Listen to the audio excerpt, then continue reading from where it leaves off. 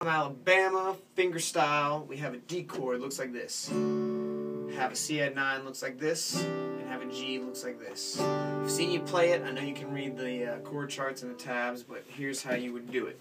So it's going to do string-wise D, D, B, G on the D chord. And then on the C add 9 chord, it's A, B, G. And then on the G chord, it's E, E, D, A. And then you're going to go on the A string, O2, on the D string, O2, O, and on the A string, 2, O, O2, O2, O2, O. Then you do the whole thing again, and then it goes like this.